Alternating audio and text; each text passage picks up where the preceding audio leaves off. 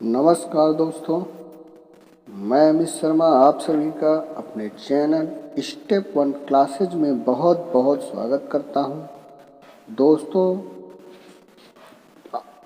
इस समय हम लोग भारतीय संविधान के मौलिक अधिकारों की श्रृंखला में आज कुछ प्रमुख तथ्यों पर अध्ययन करेंगे। आइए देखते हैं। भारतीय संविधान में मूल अधिकारों को शामिल करने के लिए नेहरू रिपोर्ट ने समर्थन किया। तो भारतीय संविधान में नेहरू रिपोर्ट ने 1928 में भारतीय संविधान में मूल अधिकारों को शामिल करने के लिए समर्थन किया था।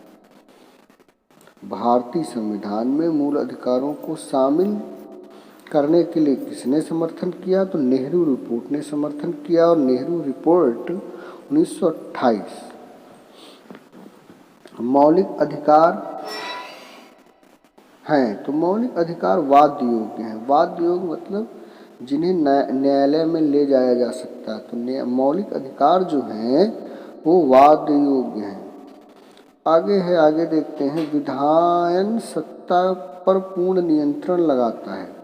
तो विधायन सत्ता पर पूर्ण नियंत्रण लगाता है अनुच्छेद 14। मौलिक अधिकार राजकृत्य के विरुद्ध गारंटी हैं। आइए आगे देखते हैं।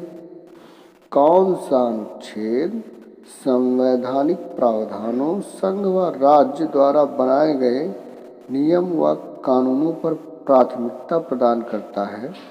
तो अनुच्छेद 13 जो है वो नियम संघ व राज्यों द्वारा बनाए गए नियमों पर प्राथमिकता प्रदान करता है। चूँकि अनुच्छेद 13 जो है उसका प्रावधान कहता है कि अगर कोई भी नियम या कानून जो संघ या राज्य द्वारा बनाया जाएगा तो मौलिक अधिकारों के विरुद्ध होगा तो वह शून्य होगा। आइए आगे देखते हैं।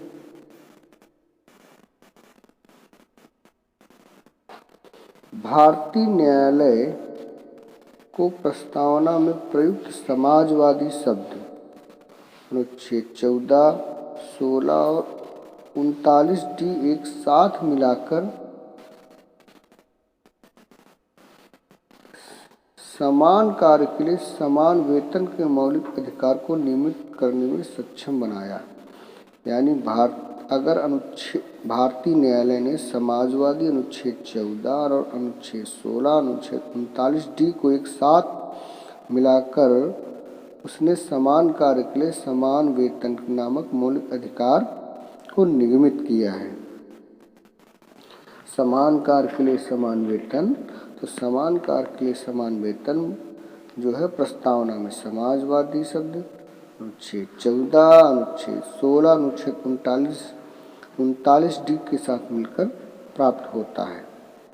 संसद ने सिविल अधिकार संरक्षण अधिनियम 1955 सिविल अधिकार संरक्षण अधिनियम 1955 द्वारा अस्पृश्यता को दंडनीय अपराध घोषित किया। यानी अस्पृश्यता को दंडनीय अपराध किस अधिनियम द्वारा घोषित किया गया? तो सिविल अधिकार संरक्षण अधिनियम 1955। प्रेस की स्वतंत्रता अनुच्छेद 19A प्रेस की स्वतंत्रता किस अनुच्छेद में निहित है या किस अनुच्छेद द्वारा प्राप्त होती है? तो अनुच्छेद 19A। अगर 19 भी ऑप्शन मिल जाए तो वो भी सही, कभी कभी 19 ही दे देते हैं। आगे देखते हैं। सर्वोच्च न्यायालय ने साकल पेपर्स लिमिटेड बनाम भारत संघ 1962 के बाद में वाक एवं अभिव्यक्ति की स्वतंत्रता में प्रेस की स्वतंत्रता के निर्णय को शामिल होने का निर्णय दिया। मतलब सर्वोच्च न्यायालय ने साकल पेपर्स लिमिटेड बनाम भारत संघ 1962 के बाद में जो अनुच्छेद 19A है वाक और अभिव्यक्ति की स्वतंत्रता, उसको प्रेस की स्वतंत्रता को उसी अनुच्छेद के अंतर्गत शामिल कर लिया। अर्थात प्रेस की स्वतंत्रता जो है साकल पेपर्स लिमिटेड बनाम भारत संघ 1962 के बाद में 19A के तहत प्रदान की गई। आइए आगे देखते हैं, कौन सा अनुच्छेद व्यक्ति को विदेश यात्रा के अधिकार का संरक्षण प्रदान करता है? तो अनुच्छेद 21 जो है व्यक्ति को विदेश यात्रा के अधिकार को संरक्षण प्रदान करता है। आइए आगे देखते हैं, केवल भारतीय नागरिकों को प्राप्त मौलिक अधिकार।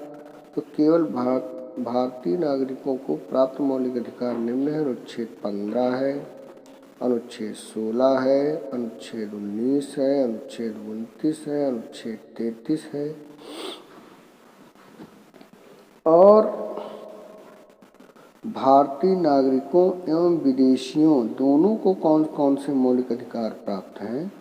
तो अनुच्छेद 14, अनुच्छेद 20, अनुच्छेद 21, अनुच्छेद 22, अनुच्छेद 23, अनुच्छेद 24, अनुच्छेद 25, अनुच्छेद 27 और अनुच्छेद 28। ठीक है, तो दोस्तों ये आप भारतीयों वाले याद रखिएगा। तो ये इसको आप एक बार पढ़ लेंगे, जैसे 15, 16, 19, 29, 30, ये 5 है। आगे, सिखों को कृपाण रखने की स्वतंत्रता जो है वो किस अनुच्छेद के तहत प्राप्त होती है?